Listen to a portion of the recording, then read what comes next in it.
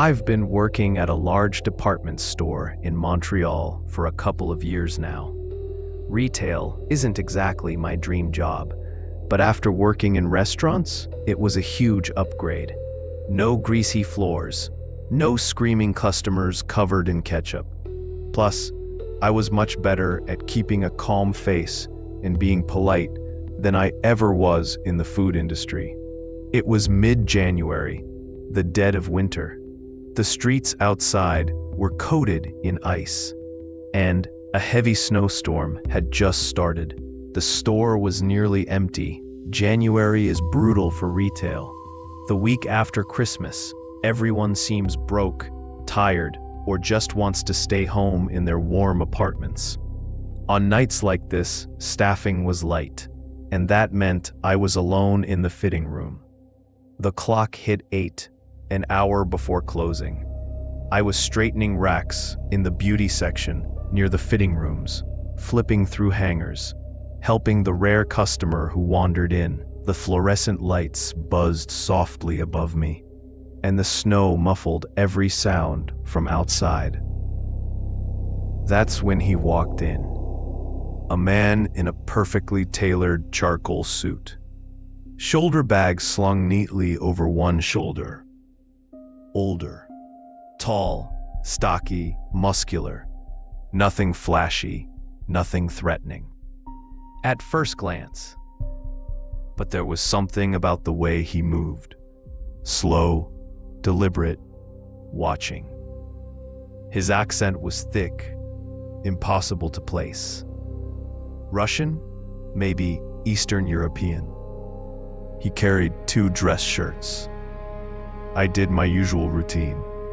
Counted the items, gave him a numbered tag, and reminded him in French to hang the clothes back on the hanger. He nodded politely. No big deal. A few minutes later, he came out. I took the shirts back, thanked him, and turned to put them on the rack. That's when I noticed he hadn't left. He just stood there, hands casually in his pockets, staring. I tried to distract myself with the other customers trickling in, but he stayed, silently. I asked if he needed help. No answer, just a smile. Not friendly, not polite. It felt calculated. My stomach dropped. "Will you wait for me after your shift?" he finally asked, his voice smooth but low. "I'll be outside at 9:30. We could go out. I have a nice apartment and a dog."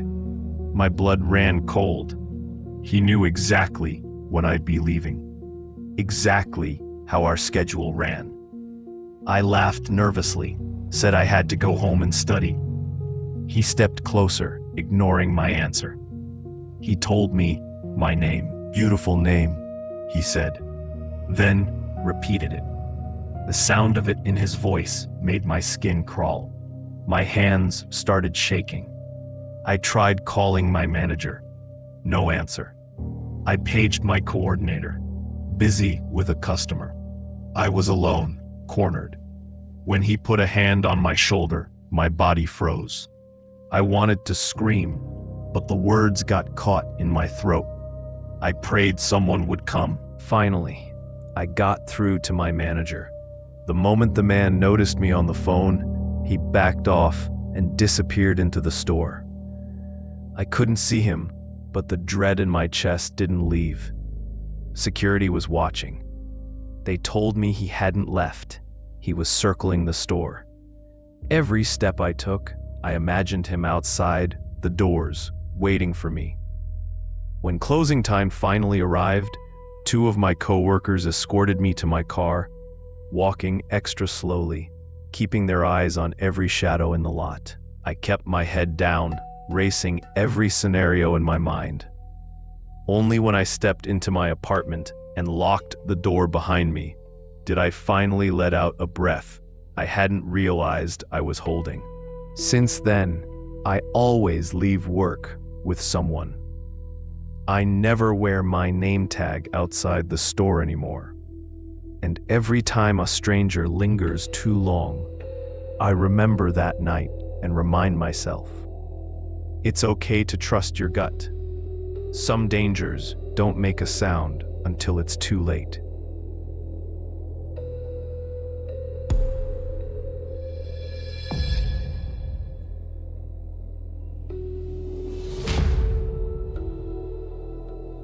There's an unspoken rule in the mountains. No matter who you are, friend, rival, or stranger, if you ever find yourself in danger and stumble across another hunter's cabin, you're welcome to take shelter. No questions asked, no judgment. Just don't steal anything. It's not something anyone says out loud, mostly because there's no one around to say it to, especially in the winter. Once the snow starts falling, the mountains empty out. Weeks can pass without another soul in sight. Now, I'm no rugged frontiersman who wrestles bears for fun, but I do like to hunt. Every winter, I leave my small village of Ascan and take up residence in my little lodge up in the hills. I'm cautious by nature. I pack extra food, check the forecasts, bring backups of everything. The way I saw it, being prepared was the same as being safe. Turns out, that's a lie you tell yourself until nature decides otherwise. That day started clear and crisp. The kind of cold that wakes you up better than any cup of coffee. By late afternoon, though, the sky had changed. Thick clouds rolled in fast, and before long, I was trudging through a snowstorm that hadn't been on any forecast. At first, it was just flurries. Then it turned into a blizzard so heavy it felt like the world had disappeared. I could barely see 2 feet ahead or below. Every step vanished into white nothingness. The wind screamed around me, slicing through my coat like it wasn't even there. I kept walking, but somewhere along the way, I realized I was lost. Panic doesn't hit all at once. It seeps in slow. You start second-guessing your direction, then your pace, then your every breath. I was supposed to be home by now, sitting by my fire, gutting the 2 hares I'd caught. I'd even named them breakfast and dinner to keep myself amused in the quiet. But instead, I was freezing, exhausted. That's when I walked straight into a wall. Literally. I stumbled face first into what turned out to be the side of a cabin. I pressed my hands to the wood, half convinced I'd imagined it. But no, it was real. I felt my way along the wall until I found a door. I knocked, because, well, that's the rule. And through the howl of the wind, I could have sworn I heard a voice, low, breathy, almost a whisper. Come in. I didn't hesitate. I swung the door open, and a wave of snow followed me in. I slammed it shut behind me, cutting off the storm in an instant. The silence hit me like a wall. Thanks, I muttered automatically. The room was pitch black. The air inside was still and cold. My eyes strained, and after a few seconds, I made out a shape in the far corner. Someone was sitting there. Didn't mean to intrude, I said. You're a lifesaver. No reply. Just a faint wheeze, slow and shallow. I groped around for a lantern or a lighter, anything to make light. But all I touched were metal chains and the sharp, cold jaws of a bear trap. I froze, careful not to move another inch. Didn't mean to barge in, I said again, keeping my tone light. Blizzard came out of nowhere. A hissed whisper answered me. One word, yes. I let out a shaky laugh. You the owner here? A pause. Then, yes. The voice was wrong, like it came from somewhere deep in the walls, hollow and stretched. Trying to ignore it, I settled down beside my pack and unrolled my sleeping bag. My clothes were soaked through, and I needed warmth more than anything. "You got a fireplace?" I asked. "I've got a couple hairs. Could cook them up." This time the answer was a long, rattling sound, like someone breathing through a broken instrument. "No." "Right. Okay. Maybe once the storm dies down, I'll get wood for a fire. Sound good?" Another drawn-out noise. "No." "Yes."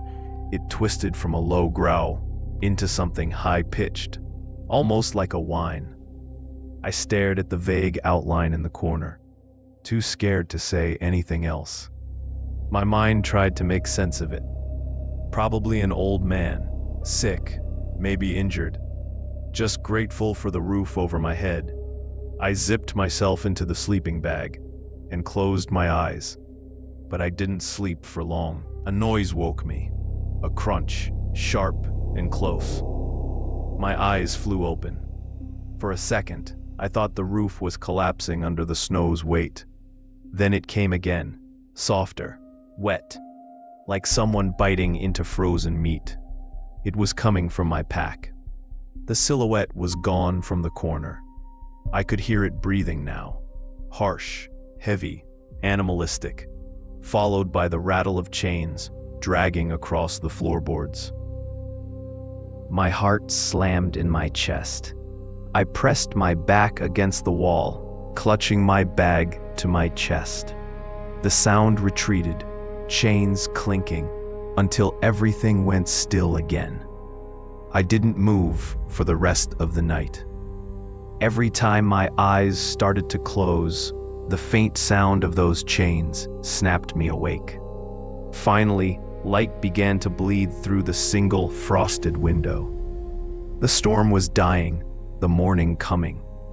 As the room brightened, the shadows began to peel away, revealing not a cabin, but a supply shed. Tools hung on every wall, rifles, traps. No fireplace, no furniture, just the smell of rust and dust. Then I looked toward the corner. What I saw wasn't a man.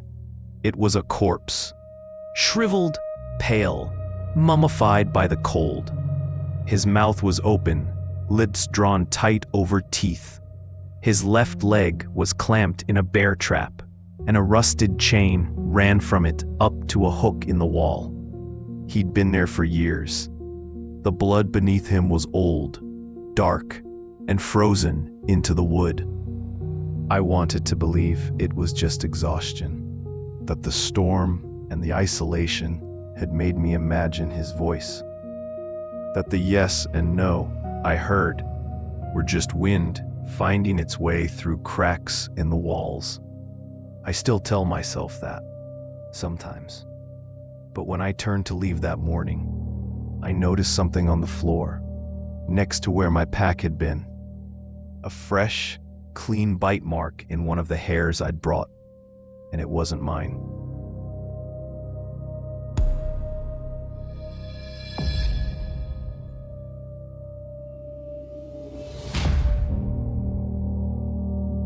I live in England, and if you were around in the winter of 2018, you might remember how much it snowed. I used to love it, building snowmen, throwing snowballs, trudging through the drifts with my dog.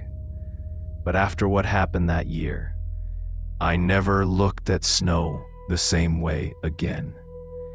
My immediate family had planned a weekend trip to visit extended relatives in Cornwall. I didn't want to go. I'd never gotten along with them, and the thought of spending a weekend cooped up with them filled me with dread. So I faked an illness. Surprisingly, it worked. They left without me, and for the first time in a long while, I had the house to myself. The day was perfect. I played on my computer, watched Netflix, and spent some time outside in the snow with my dog, who absolutely loved it. As evening fell, hunger set in. The house had food, but nothing quick or simple. So, I decided to make a short trip to the village's fish and chip shop. By the time I headed out, darkness had fallen. Snow still blanketed the ground, deep and crisp. I stuffed a tenner in my pocket, bundled up in my coat, and began walking down the familiar Snicket, a narrow tree-lined alley lit by a few dim street lamps. It was quiet, too quiet. Halfway there, as I clutched my warm meal, I heard a twig snap in the trees to my right. I whipped my head around, heart pounding, but saw nothing. I told myself it was just an animal. Then, another snap. 2 quick cracks in rapid succession. My pace quickened. My mind raced. Soon I reached the darkest stretch of the Snicket. The single street lamp there had been out for months. Pitch black. And then I saw it. A figure. Black, fast, running straight at me. Panic surged. I bolted. Snow sprayed in all directions as I sprinted the final 10 meters to my house, my heart hammering in my chest. My keys fumbled in my hand as I forced them into the lock, threw the door open, and slammed it behind me. I pressed my back to the door and tried to catch my breath. Outside, the street was empty. No footprints, nothing. Relief lasted only a little while. Around midnight, my dog started barking frantically at the back door. Her nails scratched at the wood, urgent and persistent. I didn't want to believe it, but my gut twisted with dread.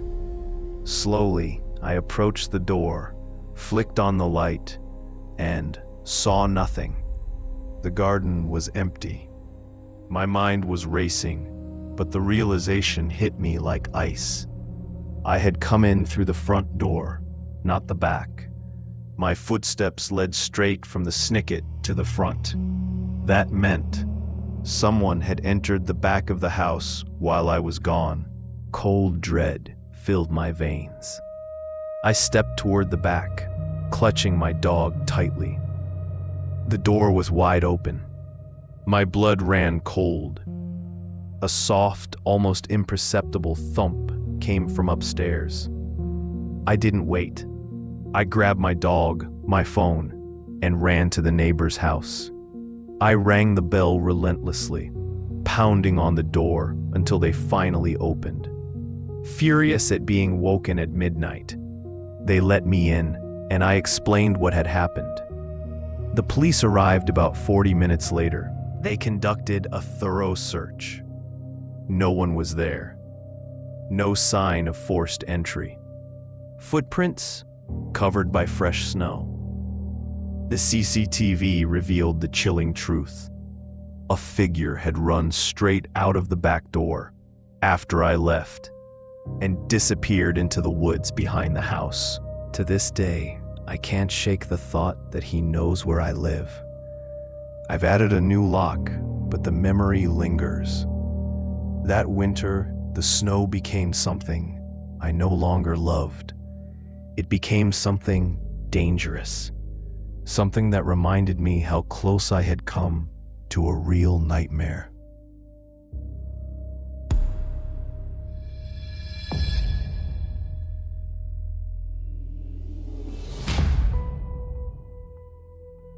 It was an early December night, one of those evenings where the whole world feels quiet under the first heavy snowfall of the year. I was in bed, half watching some cheap Christmas movie on Netflix while texting my 2 closest friends, Eli and Sam, in our group chat. The storm outside had thickened. Snowflakes were swirling like static, and the streetlights were nothing more than glowing blurs through my window. Everything was calm, until a loud bang hit the glass beside my bed. My heart jumped. I pulled the curtain back, but the garden below was empty, nothing but snow and shadow. Then another bang, thud. It was a snowball. Someone was throwing snowballs at my window. I stood on my bed to get a better view, pressing my face close to the cold glass, scanning the street below. Nothing. Not a soul. I cracked open the window a little and shouted into the storm. "Very funny, guys." I was sure it had to be one of my friends. Maybe Eli walking home, trying to scare me. But instead of a familiar laugh, what I heard made my stomach twist. A deep laugh. Slow. Adult. Not teenage mischief. Something darker. I slammed the window shut, locked it, and started texting my friends. Me. "All right, which one of you is outside, throwing snowballs at my window?" No reply. I waited, staring through the curtains. Another snowball smacked the glass. I yanked the curtain aside, ready to catch them in the act, and froze. There was a man standing in the snow, just beyond the glow of the porch light. Tall, wearing a black coat, black beanie, and gloves. He looked up at me and waved. He wasn't smiling. He was laughing. I dropped the curtain and backed away, heart racing. My phone buzzed. Both Eli and Sam had just texted back, confused. Neither of them had left their houses. Then came the sound that will haunt me forever. A single hard knock on the window, followed by the sound of the latch being shaken. He was trying to open it. I ran from the window and called for my parents. My dad came up, and we looked outside together. There were footprints in the snow, leading right up to my window, and away again toward the back garden. He believed me. He saw them himself, but didn't think it was worth calling the police yet. "Probably just some drunk idiot," he said. He turned on all the exterior lights and went back to bed. I tried to relax, lights off, movie still playing softly. But I couldn't shake the feeling of being watched. Every creak made me flinch. Then, click, my bedroom door opened slightly. "Get out," I said, assuming it was my little brother trying to mess with me. The door shut. Silence. A few minutes passed. Then, another sound. A slow, deliberate creak of the floorboards behind me. I turned and froze. It wasn't my brother. It was him. The man from outside. The same black beanie. The same gloves. He was standing in my doorway, smiling faintly. And then he lifted a finger to his lips. "Shh." He started walking toward me. Slowly at first, then faster.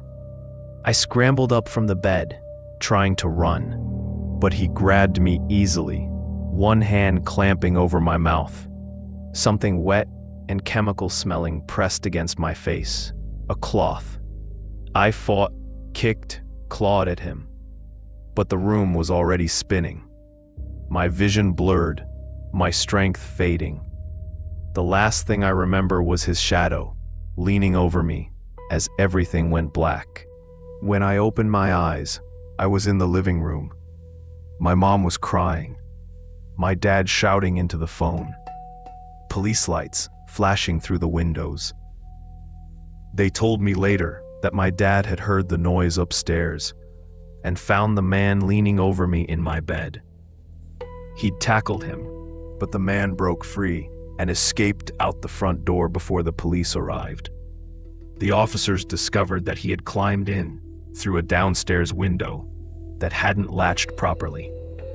They never found him. I used to love December nights. The quiet, the snow, the glow of Christmas lights.